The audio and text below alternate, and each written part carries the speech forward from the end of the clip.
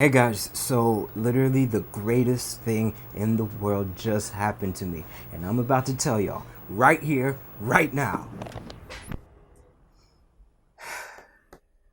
Cue title sequence. So, obviously, a blackout happened. So I said, hey, let's do an episode about blackouts. So, I'm not going to lie to you. Blackouts are unfortunately very common in coastal Guyana. It has been for decades because of decades of underdevelopment, disrepair, and basically unrestricted urban and residential growth that's just happening all throughout the coastline, that the main power provider, Guyana Power and Light, is just not able to keep up with power demand. But before we go further into this, I gotta give a disclaimer. I am not a member of the PPP or APNU or PNC or any of these people, nor am I blaming any government, any single entity, or any person whatsoever for these blackouts. So don't come into my inbox talking about any sort of political crap because I don't want to hear it. Shut up.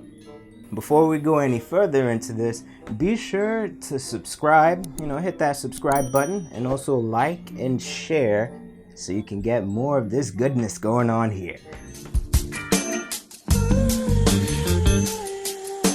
So like I said, blackouts have been a problem in Guyana, and it's been for years, and unfortunately it's gotten worse in the past few months. You can probably say it all seemed to have started around June when a boat came and ripped up an underwater power cable that was connecting Region 3 with Region 4.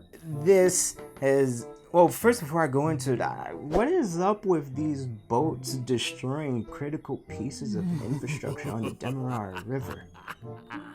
Since then, it has been repaired, or at least a secondary line has been put down, but nonetheless, we've been having power issues. And then when you combine that with the fact that there have been issues in both power plants in Demerara as well as in Berbice, that it has genuinely caused havoc all around. Now, to give you a little bit of context, that all of the coastland from Perica, East Bank Essequibo, all the way down to Molson Creek Quarantine Coast is all connected by one electrical grid that is referred to as the Demerara-Berbice Interconnected System. Obviously, because it connects Demerara and Berbice counties with electricity, and it is interconnected, and it is a system. Because of all these issues, there have been a general shortfall of about 23 megawatts of electricity.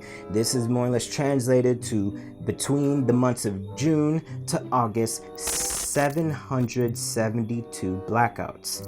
Yes, you heard correct. 772 blackouts over that 3-month period, more or less averaging about 8 blackouts per day, the majority of which happening in the capital of Georgetown.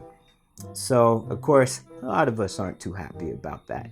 And to make it even worse, we're about to go into the Christmas season. So, of course, what that means is that your fairy lights are really going to be fairy lights. All your lights are probably going to be fairy lights. So, because of all this and seeing all this happening, this is why I said I should probably go and share my 5 tips for surviving a blackout.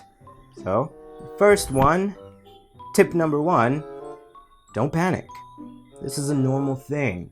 Unfortunately, it's normal, but it is true.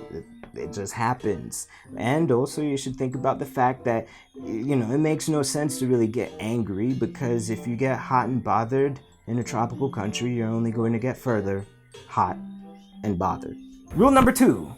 Always keep your mobile phones charged. Your mobile phones, just all portable electronic devices, if you intend on using them that day, keep them charged, because the average blackout lasts for about 30 minutes to 2 hours. And if there's scheduled maintenance, it can be anywhere up to 8 hours of no electricity.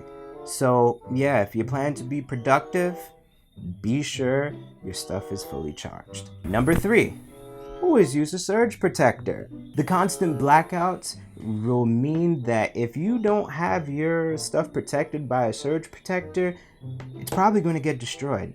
In fact, I used to have a toaster oven a few years ago I had to throw out because the surge of power going back to it after the blackout was over caused it to turn on by itself, almost caused a fire. So yeah, surge protector, best friend. Number 4, always keep a bucket of water in the shower.